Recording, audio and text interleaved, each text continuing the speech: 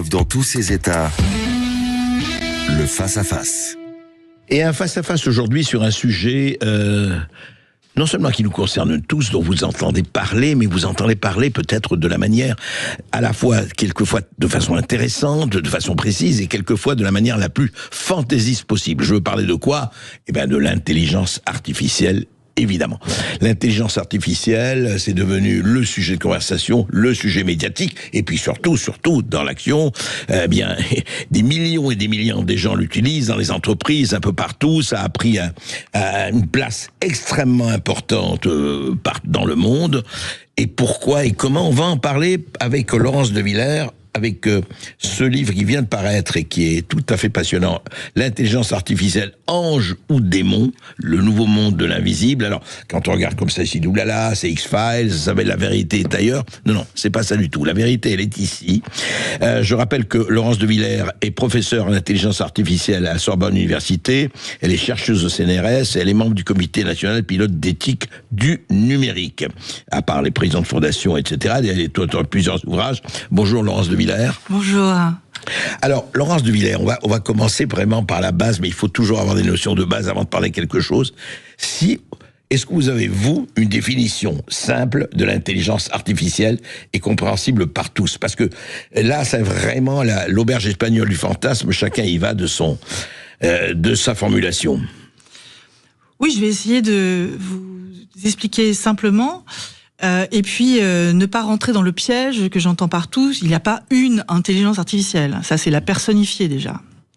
C'est un domaine de recherche dans lequel il y a un grand nombre d'algorithmes qui ont été développés et d'intelligence artificielle dans le sens où on cherche à modéliser à travers ces algorithmes, avec nos données, des capacités de l'humain. C'est-à-dire percevoir, raisonner, faire des synthèses, apprendre. C'est-à-dire les améliorer, augmenter les capacités. Non, c'est pas ça. Directement augmenter les capacités, c'est imiter. Je crois que le vrai mot sur l'intelligence artificielle, c'est l'imitation de l'humain. L'imitation de l'humain. La première phase, si vous voulez, des objets d'intelligence artificielle qu'on a mis en œuvre, c'était des humains qui faisaient les règles d'experts, c'était les modèles experts, et la machine enchaînait ces règles. Tout était déterminé. Et ça, c'est très fastidieux parce que vous comprenez bien que si vous partez d'un sujet à un autre, faut refaire ces règles. Or, la grande invention, c'est d'avoir des machines capables d'apprendre à partir de nos données. Je vous donne un exemple. Oui. Distinguer un chat d'un chien sur une image. Alors, si moi, j'avais à faire des règles expertes pour expliquer ça, je dirais quoi ? Il y a des grandes oreilles, des petites pattes, machin. Et on voit bien qu'il y a des superpositions. Et alors que là, je vais donner des images à la machine qui va en fait encoder les différences entre les deux animaux de façon beaucoup plus fine que moi, parce que elle pourra avoir des milliards d'images et elle pourra regarder les signaux faibles, c'est-à-dire ces indices que l'œil humain n'a pas l'habitude de regarder. Et en un temps extrêmement réduit. En un temps, pas forcément pour l'apprentissage. L'apprentissage peut être long, mais après, lorsque je l'utilise en détection, effectivement, elle va me produire très vite une probabilité que ce soit plutôt un chien ou un chat. Ce système-là existe déjà, il est déjà utilisé dans les entreprises. Pour déverrouiller votre portable, vous avez une reconnaissance de votre visage. C'est pas exactement la même chose, mais ça s'apparente à ça. Et je dirais que il faut l'utiliser parce que pour détecter des cancers précoces, pour aller sur des champs, sur l'écologie, est-ce qu'un terrain est a suffisamment d'eau ou pas, à partir d'images satellites. Enfin, on peut l'appliquer, en fait, à énormément de domaines. Et ça s'appelle l'IA prédictive. Vous voyez, c'est pas la même chose que l'IA générative qui est dans mon chat GPT. Alors justement, on va parler de ça. Mais en fait, dites-nous, par rapport à c'est nous qui donnons les données quand même. Les données viennent de nous. Oui, les données, alors pas sûr, parce qu'on peut en faire aussi en simuler des données. Donc, a priori, le grand intérêt, et la grande difficulté de compréhension de ces objets, ces systèmes d'intelligence artificielle, c'est qu'il y a à la fois un algorithme, mais qui apprend à partir de nos données. Donc, on encapsule quelque chose d'humain, nos données, et quelque chose d'artificiel, qui est la machine. D'où ce mot intelligence artificielle, finalement. Par exemple, est-ce que vous êtes poli avec ChatGPT ? Est-ce que je suis poli avec ChatGPT? Oui, en général, je suis poli. Donc, vous êtes un homme poli, très oui, bien. Plutôt, oui. Mais parce qu'en fait, ça paraît, si je vous dis c'est une machine qui fait tout ça, est-ce qu'on a besoin d'être poli? Eh bien oui. Article du MIT qui surprenait beaucoup parce qu'il disait, plus vous êtes poli, mieux la machine va répondre parce que ce sont nos données de gens polis qui sont à l'intérieur de la machine. De la même façon, si je mettais le Mein Kampf d'Hitler, j'aurais à la sortie du Hitler. Mais pas exactement la même chose. Non, approximatif. Mais qu'est-ce qui fait que, par exemple, justement, vous parlez de donc l'IA prédictive, c'est très important parce que effectivement, on sait que beaucoup de choses vont être faites. Par exemple, vous parlez du cancer, c'est intéressant parce que avec l'IA, on va pouvoir déceler des germes potentiels, si je peux dire, avant même que ça se manifeste à cause de l'extraordinaire amas des données, de l'interprétation des données. Et pas seulement, à cause de l'acuité de la machine qui voit à des niveaux sur les pixels, les amalgames de pixels que je ne vous repère pas. Qu'on ne peut pas voir, oui. Que je ne repère pas. C'est comme un microscope à l'œil humain. Et c'est ça, c'est l'image du microscope. C'est macro et micro. Voilà, macro et micro. Et justement, alors, vous parlez prenons ChatGPT. Voilà. Vous dites ça, c'est prédictif, c'est pas, c'est génératif. Génératif, voilà. La grande différence, oui. C'est l'IA générative. Mais pour revenir un tout petit peu avant, cette IA dont j'ai parlé et dont vous venez de relater l'intérêt est fondée sur ce qu'on appelle des réseaux de neurones. Il faudra que je vous explique aussi ce que c'est. Et moi, pour ma thèse, en 87, j'ai utilisé des réseaux de neurones pour faire de la reconnaissance de la parole. Mais pour l'apprentissage, ça veut mettait dire quoi? Essayez de plus concrètement. Oui. Alors, la reconnaissance de la parole, c'est partir du signal oral à une transcription graphémique, c'est-à-dire écrit du texte qui a été prononcé. D'accord. Qui marche très bien maintenant. Absolument. Mais à l'époque, c'était des sujets de recherche, et même si j'avais démontré, grâce aux réseaux de neurones, qui sont ceux qu'on utilise maintenant, que ça marchait mieux, ça ne marchait pas en temps réel. C'est-à-dire que, et même l'apprentissage mettait 1 mois sur les machines qu'on avait à l'époque. Donc la grande avancée sur ces sujets d'IA prédictive, c'est la capacité de faire des calculs en temps vertigineux, et en grandeur vertigineuse. L'IA générative. Sur des milliards de données, voilà. etc. Oui. Mais sachez que dans l'intelligence artificielle, il y a d'autres technologies que celle-là qui permettent d'apprendre aussi. Mais elles apprennent de façon moins fiable. Ouais, restons sur les réseaux de neurones. Qui sont pas nouveaux, puisque le neurone formel qu'on utilise dans un réseau de neurones, il date de 1943 par McCulloch et Pitts, qui étaient 2 neuroscientifiques, des biologistes plutôt, qui ont modélisé finalement un neurone d'un humain, du cerveau, et d'où de l'air visuel, en disant, voilà, il y a des activités qui arrivent sur le neurone, on somme à l'intérieur du noyau ces activités, et puis on va transmettre à d'autres neurones une information. D'où les réseaux. Dans la modélisation mathématique qu'on en fait, c'est ça qu'on apprend. C'est est-ce que je transmets plus ou moins? D'accord, ouais. Et donc c'est simulé par des numériques. Et ce qui est difficile, c'est que ce sont des systèmes qui sont mathématiques et pour lesquels on ne peut pas lire les règles. D'accord ? Quand je faisais des règles experts, je les lisais. Qu'est-ce que l'IA générative ? Elle est fondée aussi sur des réseaux de neurones, mais elle tend pas à distinguer 2 formes ou plusieurs formes, elle tend à générer, reproduire des formes ressemblant à ce qu'il y avait dans mon corpus de base. Donc, par exemple pour le texte, ChatGPT, j'amalgame des milliards de données de Wikipédia, je cherche sur le web, je fais plein de choses, voilà, j'ai tout ça. Je fais un puzzle de tout ça, c'est-à-dire que je représente, je modélise en encodage des informations qui n'ont plus rien à voir avec ce qu'on connaît. C'est-à-dire que c'est même pas des mots. Oui, mais alors justement, objection, votre honneur, c'est que sur le ChatGPT, prenons un exemple.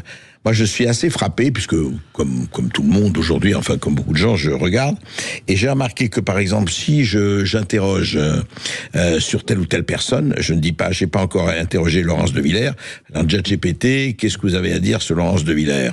En tout cas, je l'ai fait pour moi et pour d'autres, et honnêtement, en tout cas, je parle très concrètement, c'est intéressant, c'est que les 2/3 de la réponse de ChatGPT sont pris directement de Wikipédia. Oui, pas bien d'autre sûr. chose. Non, mais je veux dire, c'est intéressant que c'est un peu réducteur, tout ça.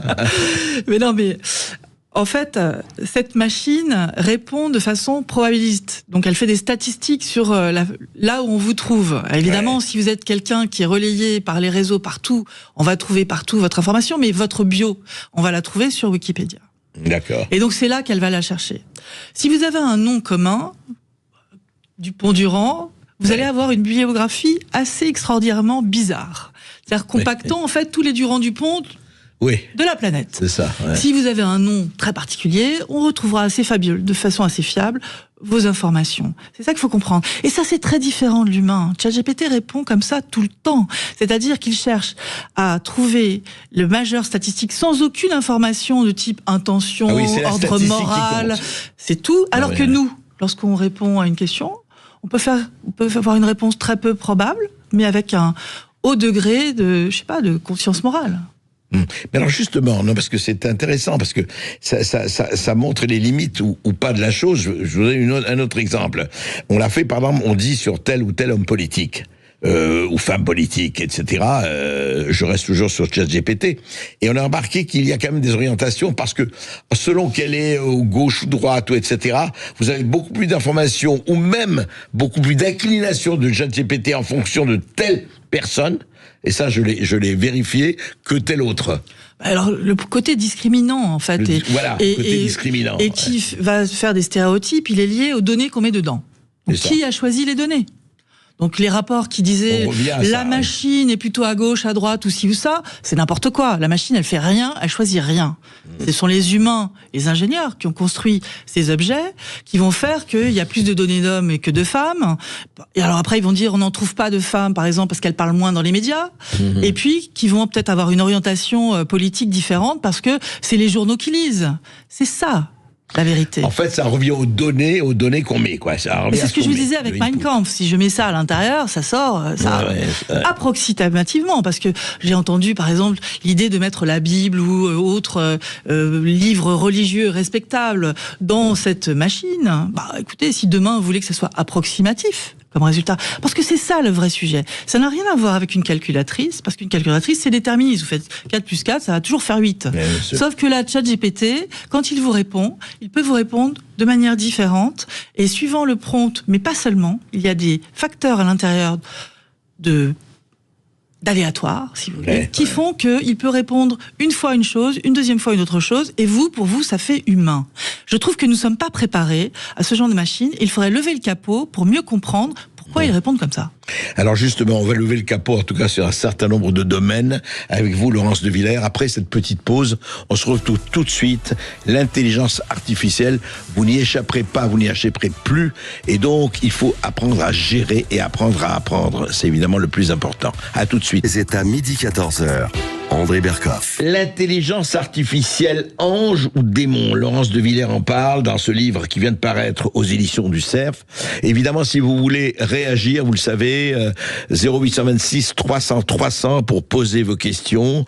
Mais auparavant, Laurence de Villers, justement, parlons de cette espèce de il faut le dire, en fait, c'est la Terra Incognita. On a découvert, non pas une planète, c'est pas une planète, mais c'est une espèce de constellation, c'est un univers. Comme il y a une constellation de planètes, c'est énorme.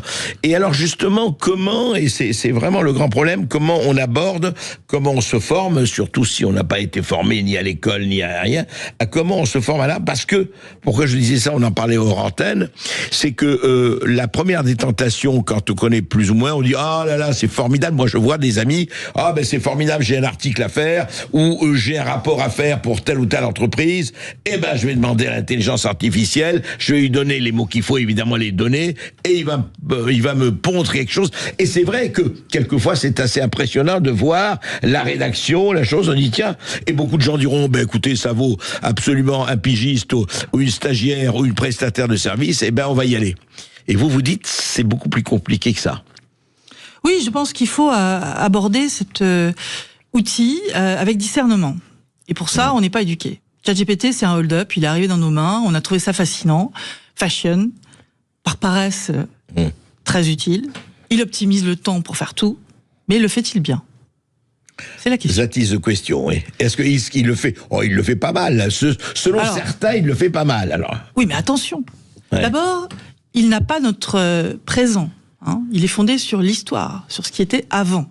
Donc, si vous abordez un thème nouveau, eh bien, il va vous répondre des choses approximatives.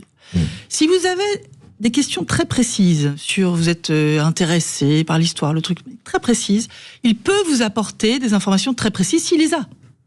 Mais on ne sait pas ce qu'il a. Donc, dans ce fouillis-tout d'informations, Lui, ce qu'il fait quand il produit une réponse, il vous fait en fait un amalgame de tous ces textes. Donc ça n'a rien d'humain. Hein. Tout le monde le compare à un humain, mais excusez-moi, c'est des tas d'humains qui ont écrit des choses et ça compose. Il a toutes les données, les milliards de données, voilà, il les met. Et il compose. Ouais. Il compose d'abord avec 95% d'anglais, souvent, et très peu dans notre langue. Or, la parole ou la langue, c'est la vision du monde. Mais il n'y a pas les IA traductrices maintenant? Ça existe? L'IA traductrice, elle est approximative aussi. Hein. Qu'est-ce qu'ils ont mis dedans? On ne sait pas. C'est-à-dire que l'open science, par exemple, qui est vraiment génial, il faut que ça soit ouvert pour que les chercheurs, justement, puissent avoir une évaluation, pour que, effectivement, la loi sur l'IA puisse être mise en place. Mais l'open science qui donne juste le modèle final avec l'algorithme ne permet pas de savoir les limites. C'est très difficile. Et donc, nous avons besoin, nous, donc, d'avoir un esprit critique face aux réponses de ces machines. Et ça nécessite de mettre en place collectivement des communs, des façons de faire. Et pour l'instant, je ne le vois pas beaucoup amené sur l'application et même dans le public. La seule chose que j'avais vue d'intéressant, par exemple, je vais vous donner un seul exemple. Oui, donnez-moi un exemple concret. C'était, alors là, je vais parler de Microsoft qui avait fait quelque chose que je trouvais très bien, c'était Bing, parce qu'il proposait, lorsque vous posiez une question et que la machine produit la suite, il proposait 3 boutons. Déterministe, c'est-à-dire sans variabilité, un peu créatif, très créatif. Et pour la même question, vous pouviez avoir trois réponses différentes. Ce qui montrait le côté machine. Et qu'est-ce que c'est que ces boutons? Ça s'appelle la température. C'est un facteur à l'intérieur qui va choisir non pas le meilleur mot suivant, mais parmi les 10 meilleurs mots, par exemple. Ce qui donne à la machine une espèce de latitude, de créativité, et qui la rend humaine. Ce sont des trucs. Mais ça, c'est des trucs. Mais par exemple, dites-moi, aujourd'hui, Laurence de Villers, vous connaissez ça mieux que personne, aujourd'hui, quels sont, je ne peux pas faire la totale et pas l'inventaire, quels sont les domaines où on peut dire aujourd'hui, on est en mars 2025, où l'intelligence artificielle, ChatGPT et autres, enfin, on va pas, peut donner des réponses qui sont non seulement instructives, mais pratiques et nécessaires et qui améliorent le quotidien. Alors, pour l'instant, aucun de ces systèmes génératifs dits général n'est fiable. Aucun. Ouais, déjà parce qu'à l'intérieur, en fait, on a rajouté des rustines. On a mis des interdictions qui vous parlent de suicide, mais si je parle par une histoire, il me parle quand même de suicide. Enfin, vous voyez bien les failles de tout ça. D'accord ?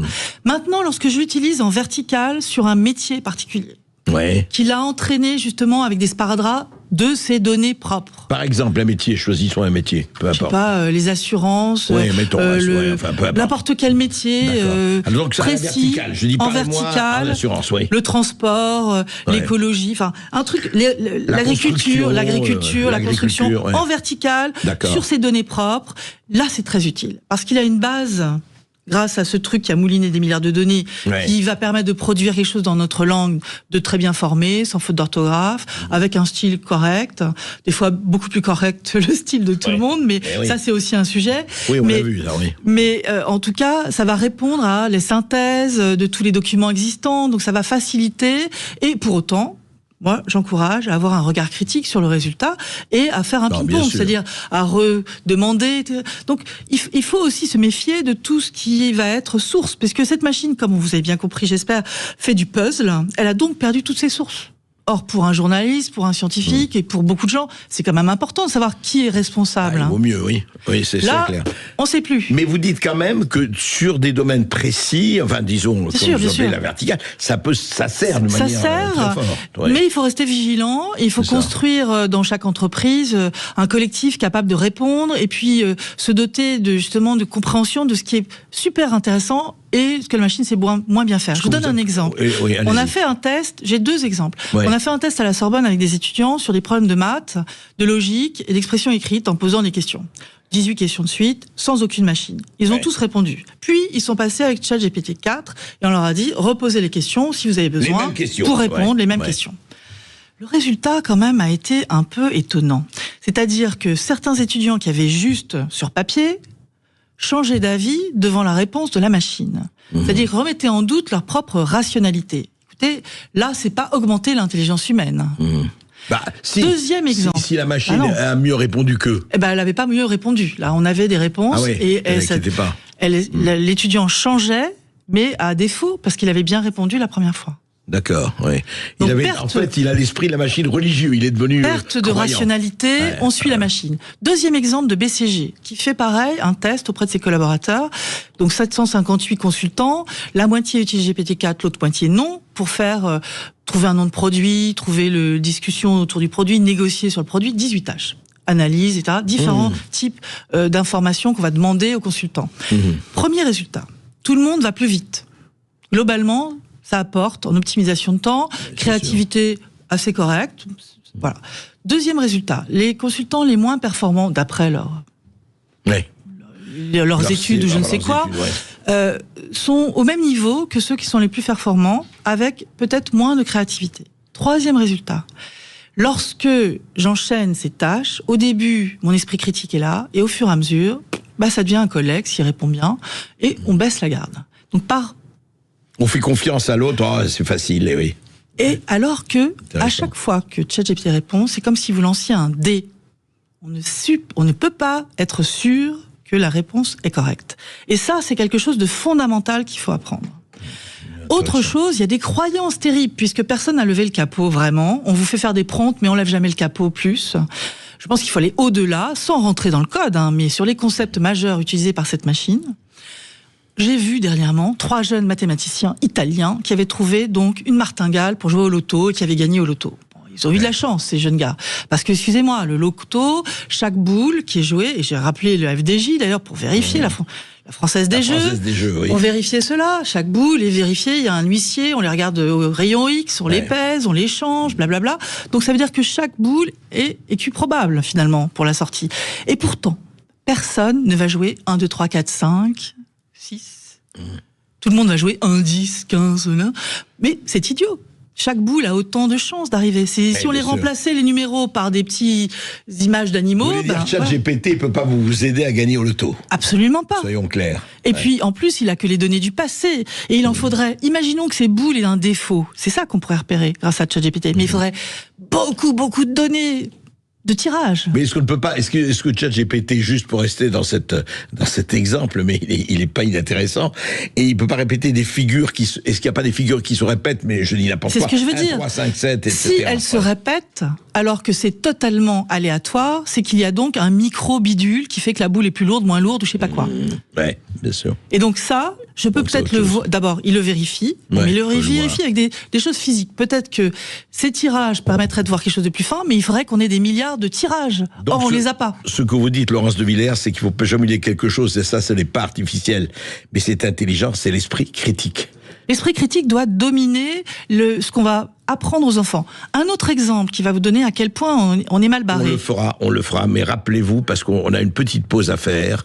D'accord. Et comme ça, ça s'appelle le teasing. C'est-à-dire que les gens vont être là, et ils vont un peu retenir leur souffle en disant qu'est-ce que Laurence de Villers va nous dire maintenant. Voilà, on va retenir ça. Restez là. Tout de suite, on se retrouve avec l'intelligence artificielle, et pas seulement artificielle. Sud Radio Berkov dans tous ses états, midi 14h. André Berkov. Intelligence artificielle, c'est quoi l'intelligence artificielle? On en parle, et c'est passionnant avec Laurence de Villers, donc pour son livre L'intelligence artificielle, ange ou démon, qui vient de paraître aux éditions du Cerf. Alors, justement, on donnait des exemples, Laurence de Villers, par rapport à cette espèce de raison gardée, du devoir de raison gardée, mais en même temps de l'extraordinaire bouleversement qu'a apporté l'IA. D'accord. Alors, j'avais encore 2 exemples sur raison gardée dont vous parlez. La première, c'est je suis dans un taxi qui utilise Waze, comme tout le monde. Tout le monde utilise Waze. Sûr, bon, okay. Il y a même les Waze Taxi qui est spécifique. Ça, je savais pas. Et donc, je suis dans mon taxi et je lève le nez et d'un seul coup, je vois sens interdit. Alors, je me permets de dire au chauffeur, monsieur, nous sommes dans un sens interdit. Et il me dit, écoutez, madame, je suis Waze. Ça suffit. C'est l'histoire authentique, ça? Ah oui. Ah oui, vous avez vu le panneau sens interdit? J'ai vu le panneau, j'ai interpellé le monsieur qui m'a dit, écoutez, je suis Waze, il a fallu qu'un autre taxi passe en face et dit, espèce de connard, excusez-moi pour le terme, qu'est-ce que tu fais en sens interdit? Alors, je sais pas si c'est parce que j'étais une femme, ou qu'il était surpris de ma remarque, ou que la rue avait changé de sens très récemment, et que du coup, il pensait que c'était une erreur de ma part. Enfin, en tout cas, voilà. attention, c'est pas mis à jour tout le temps, ces C'est intéressant systèmes. parce que je suis Waze, voilà ma gloire, j'ai la vérité, alors Voilà. taisez-vous, voilà. C'est plus au courant que vous. Et l'autre, Le deuxième exemple, alors, qui est un Ouais. peu moins glorieux, c'est la chose suivante. Donc j'étais au sommet de l'IA, le 10, pour parler donc d'un point important qui est nos enfants à l'école. Hein. Si on leur met ChatGPT dans les mains pour faire leurs devoirs, ils font déjà leurs devoirs à la maison avec. Qu'est-ce que ça veut dire sur le fait d'apprendre? Est-ce qu'ils risquent pas de désapprendre? Et il y a là, sur l'école, un vrai sujet d'explication fondamentale des concepts qui sont sous ces systèmes. Ce que j'essaie de faire avec la Fondation Blaise Pascal, où je suis présidente, Fondation Blaise Pascal, Céline Rial, CNRS, qui ont mettre de l'argent ensemble pour essayer d'avoir un laboratoire d'idées sur la façon d'enseigner, d'acculturer, voilà. Ouais, et sur l'IA, on a fait des capsules IA éthiques pour parler de l'attention, de la dopamine aux enfants. Donc j'espère que vous me poserez une question là-dessus. Mon autre exemple qui est relié, c'était le 11 où j'étais à la station F et on m'a demandé de parler là, récemment. de février, Oui, juste ouais. après, au moment du sommet. Oui. J'étais station F avec Thierry Coulon qui dirige iParis, ton Polytechnique et les grandes écoles. Quelqu'un d'autre qui était à la direction d'école aussi d'ingénieurs post-bac. Et puis moi qui était à l'université qui venait d'expliquer. La Sorbonne. Voilà, la Sorbonne. Et donc, on était tous à peu près sur la même ligne. On disait, il faut que demain, nos étudiants soient à la fois forts en technologie, mais capables de comprendre les conséquences sociétales, qu'on leur parle d'éthique et qu'ils aient aussi cette compréhension des sujets, c'est-à-dire à quoi ça va servir. Et ce qui m'a surpris, ce sont les questions qu'on a eues. Parce que dans la salle, il y avait des start-upers, des PME et des différents groupes. Tous ont posé des questions sur l'éducation en disant, mais vous vous rendez compte de ce qui se passe? Tous les étudiants qu'on a maintenant sont des gens qui vont copier le code sur ChatGPT. C'est-à-dire qu'il n'y a plus d'innovation, il y a la même chose pour tout le monde, et c'est encéphale au plat. Et ils étaient tous en train de dire, c'est urgent. Vraiment, si demain on veut aller plus loin, si demain dans la société on veut avoir des ingénieurs capables d'être au même niveau que ceux qui sont en train de créer, qui sortent, des innovants, des créatifs, des créatifs, c'est faramineux à quel point ça lisse, ça standardise. Évidemment, ils recopient tous la même chose.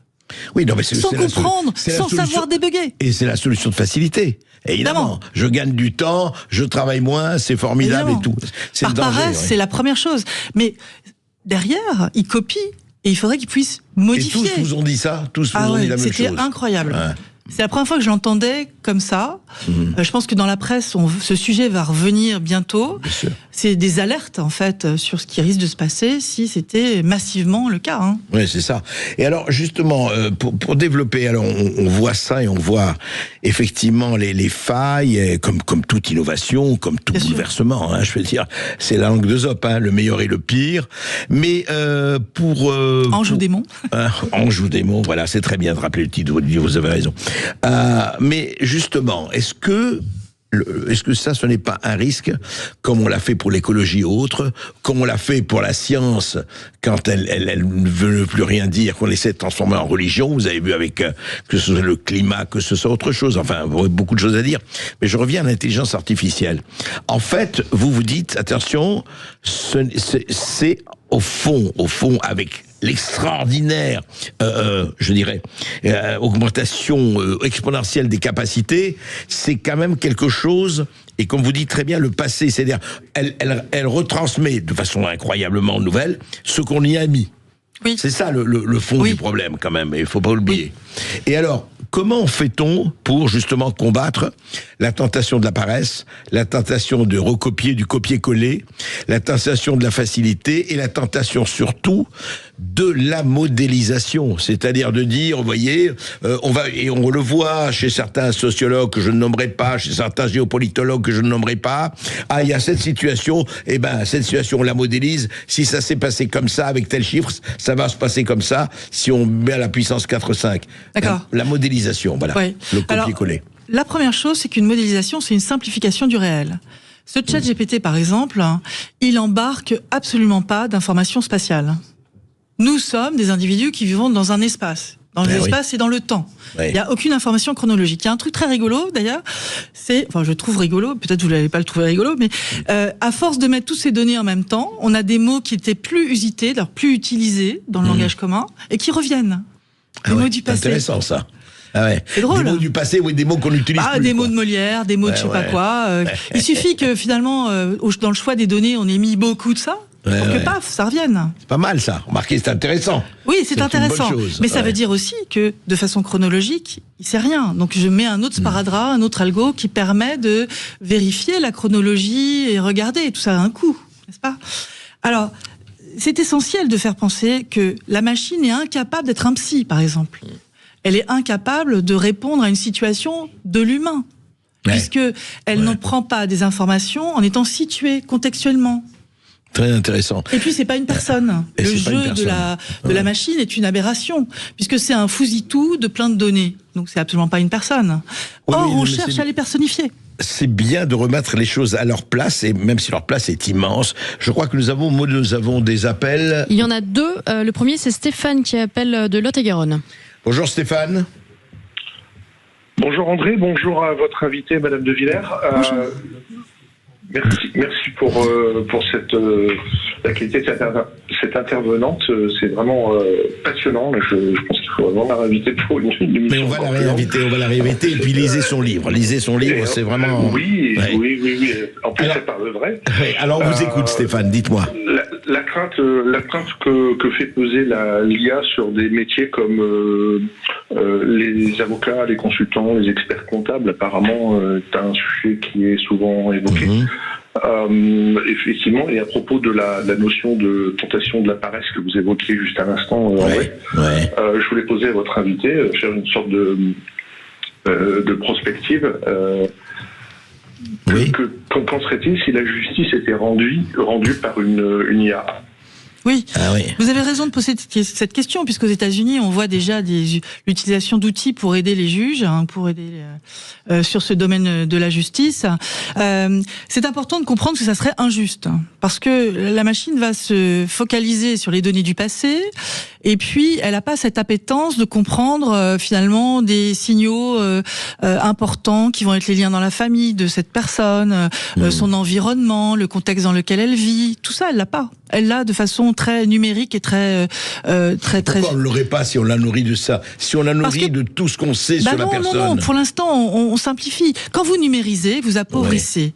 Et vous n'avez pas, en fait, le corps qui, lui aussi, prend des informations. Quand un enfant apprend, il tend la main, il sent que c'est chaud, par exemple, et tout de suite, il va la retirer, et il va plus jamais approcher du feu. Une machine, elle apprend juste par répétition de ce qu'on lui montre, et par le nombre de données qu'elle a de présentes, c'est tout. Il n'y a pas cette phénoménologie, il n'y a pas cet apprentissage du corps et de la mise en situation. Et de la température, etc. Comme il n'y a pas ça, il y a beaucoup moins que l'humain.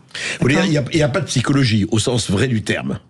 Ça dépend de la psychologie. Je dis, il y a pas ce côté d'incorporation des informations situées autour de nous et sensibles. Et donc, elle a en plus il y a pas d'intention.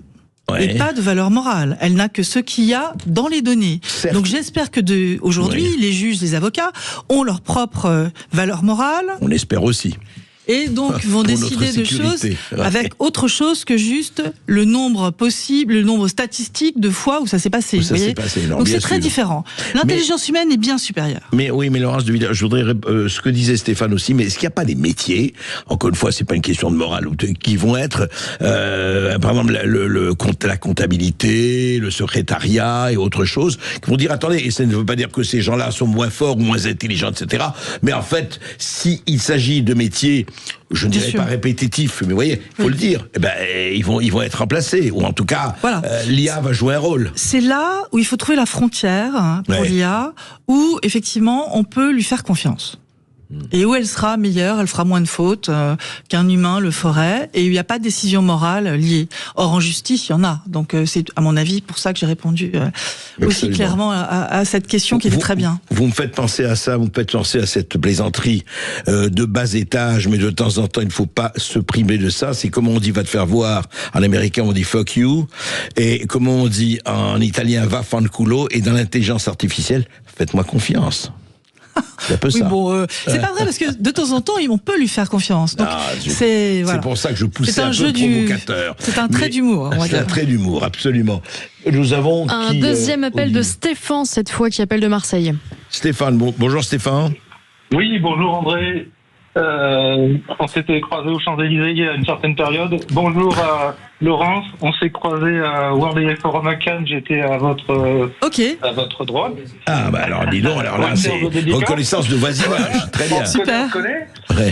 Une remarque et une question très rapide. La remarque, je dis toujours en conférence que l'IA, il faut bien penser c'est Artificial Intelligence en anglais. Oui. Et ça ne veut pas du tout dire l'intelligence au sens intelligence qu'on connaît. Sinon, la CIA, Central Intelligence Agency, c'est de l'information. Ouais. Centrale intelligence. Oui, mais c'est important, c'est vrai. C'est information, c'est pas intelligence, enfin au sens. Voilà. Et la deuxième question un peu provocatrice pour Laurence. Allez-y. Ange au démon, les IA sont ange au démon. Alors quand l'IA deviendra-t-elle Dieu, à savoir quand verra-t-elle la singularité? Bonne question. Laurence de Villers. Donc je suis d'accord avec vous sur l'information. Encore que cette IA ne fait même pas de l'information. Hein. Elle fait du très bas. Enfin, en tout cas, il n'y a pas de connaissances, c'est sûr, parce que nous, on focalise sur la machine qu'elle a des connaissances de l'affect et des valeurs morales. En fait, rien de tout ça. Elle traite de l'information. Elle a des connaissances quand même. Non. Elle a emmagasiné un certain de données. Oui, mais comme elle fait un puzzle. Bah oui, d'accord, mais qu'elle mélange tout ça, elle vous sort autre chose. C'est pas des connaissances. Des fois oui, des fois non. C'est là où il faut comprendre. Attendez, non, parce que vous arrivez, c'est intéressant, mais à quoi ça sert alors? Si on n'est pas sûr que ce soit des connaissances, si on n'est pas sûr d'avoir... Mais on n'est absolument pas sûr que c'est une vérité quelconque là-dedans. Bien sûr, pas révélée, bien sûr, pas religieuse, mais... Non, mais je veux dire, elle apporte des choses. Mais pas que, elle dit aussi, elle a des hallucinations. Donc, je vais revenir à la question de cet auditeur que je connais.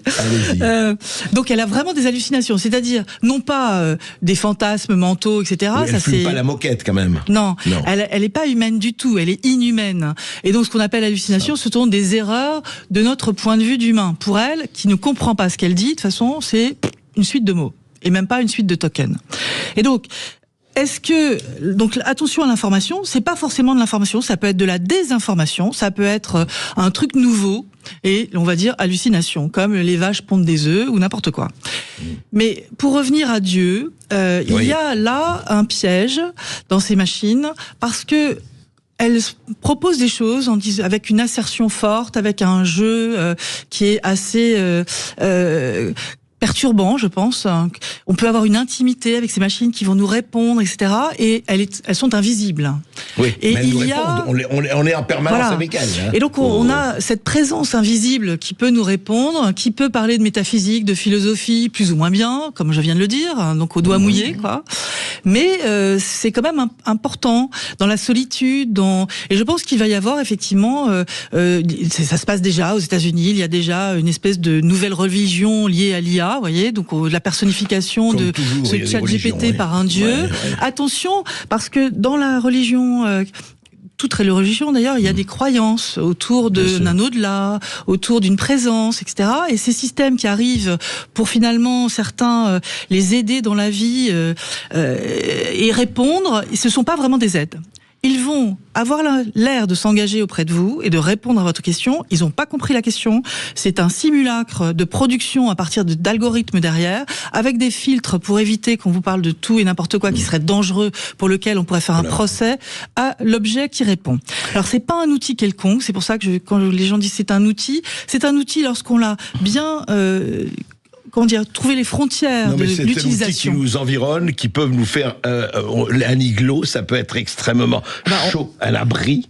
Oui, mais en même temps, regardez ce jeune de 13-14 ans qui a suivi Character AI.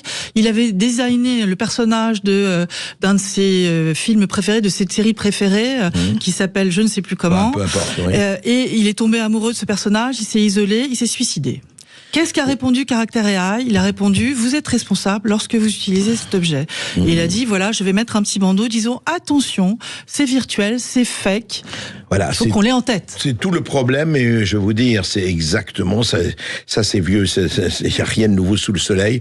3 millénaires, gourou, effectivement, gourou et compagnie, maître à penser, conducteur, dictateur. Il faut faire attention à ce que l'IA ne devienne pas, pour certaines personnes, une espèce de maître à penser, et surtout maître à penser au sens P-A-N-S-E-R, c'est-à-dire ingurgité. On se retrouve tout de suite après cette petite pause. Sud Radio Berkov dans tous ses états, midi 14h. André Berkov. Laurence de Villers, l'IA ange ou démon. En fait, ce que vous dites, c'est ce qu'on entend depuis cette passionnante entrevue avec vous, c'est que c'est ange et démon. Ça veut dire ça peut être l'un ou l'autre, c'est bien ça. C'est bien ça. Il y a effectivement tout ce que ça apporte, et puis tout ce que ça risque, l'incitation peut-être à la paresse, je dirais, à vraiment... et à la renonciation, à la passivité. Au fond, aujourd'hui, ce qu'on peut dire aux gens, disons, vous qui entrez ici, ne laissez pas toute espérance, mais qu'est-ce que les gens doivent retenir de cet univers dans lequel nous sommes en train d'entrer? Nous sommes déjà entrés, et ça va aller beaucoup plus loin, bien sûr. Qu'est-ce qu'il faut retenir, Laurence de Villers, pour nous? Alors, il faut retenir que ce ne sont pas des amis, ces objets, que ce sont pas des présences qui vont apporter beaucoup parce qu'elles sont vides. D'abord, elles peuvent vous raconter n'importe quoi, donc il s'agit de faire attention quand même sur des conseils. C'est pas des psys. Or, il y a des gens qui maintenant en ce moment les prennent pour des psys. C'est moins cher, moins de ChatGPT. Qu'est-ce que vous en pensez, machin? Comme les élèves qui font leur devoir avec cette prothèse du langage. Et ça, ce sont des vrais risques de s'enfermer dans cette facilité avec ces objets. Donc autant, je pense que dans l'industrie, on peut faire des choses extraordinaires, ou dans certaines entreprises, parce que ça va être confronté à une réalité avec des frontières. Dans la santé aussi, dans certains domaines. Dans la santé, bien entendu. Ailleurs, autant donner comme objet de prothèse verbale à tout le monde, c'est une ineptie. D'abord, pour beaucoup, il veut se sentir moins fort que la machine, qui est capable de répondre avec un langage quand même d'assez haut niveau, sur des termes qui sont peut-être peu usités. Donc, qu'est-ce que ça veut dire pour tout le monde? Et puis, c'est pas nous. C'est un objet qui est totalement inhumain. Or, on vous bassine à longueur de journée sur du marketing, comme quoi on est proche de l'intelligence de l'humain, voire on va dépasser et ça va se rebeller. Tout ça, c'est de l'ASF. Plus loin que nous, etc. Tout ça, c'est l'ASF. Moi, ce que j'appelle, c'est qu'on arrête de penser que c'est des prothèses, qu'on sache mieux dans quel cadre les utiliser et dans quel cadre c'est dangereux. Et je pense que c'est dangereux pour les enfants. Il faut apprendre à l'école avec sa main, son cerveau. Si demain vous êtes dépendant de cette machine et que il y en a plus. Ou alors, vous ne faites plus que ça. D'abord, ça va niveler la créativité, ce qu'on a dit tout à l'heure. Et puis, ça peut aussi engendrer de la manipulation massive. C'est-à-dire que moi, je travaille sur le nudge, sur l'incitation à faire. Je vais vous dire ce que c'est que le nudge pour tout le monde. Donc, Richard Thaler, prix Nobel en 2017. Mais surtout, un exemple simple. Vous êtes sur Internet, vous cherchez une chambre d'hôtel, tac, vous en avez une. Et il y a une petite ligne rouge qui passe en bas. 25 autres personnes veulent la même chambre. Paf, je la prends avant les autres. Ça, c'est du nudge. C'est-à-dire qu'on vous a pas forcé, mais on vous a incité. C'est un coup de pouce. Ça. Ouais, bien sûr. Et ça, dans le numérique, il y en a partout. Et dans la loi sur l'IA, moi j'ai travaillé sur la loi sur l'IA, sur les normes et sur l'éthique. Je pense que c'est important de rappeler que dans la loi, il y a par exemple quelque chose qui dit on ne veut pas de manipulation subliminale. Comment je vais aller déceler ça? Bah oui. C'est pas évident. Ce que vous donnez comme exemple du nudge le montre bien.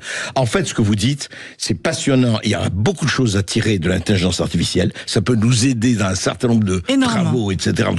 Énorme. Mais ne vous laissez pas embarquer dans une nouvelle religion, dans une nouvelle absolue. Et moi, je vous annonce d'ores et déjà, parce que Laurence de Villers d'abord va revenir, parce que franchement, on apprend des choses quand même, ce qui n'est pas le plus fréquent. Et puis, j'annonce le titre de votre prochain livre. Je me permets de vous le proposer. Thèse, antithèse, prothèse. Avec un point d'interrogation. Bravo, on va le faire. Merci. Sud Radio.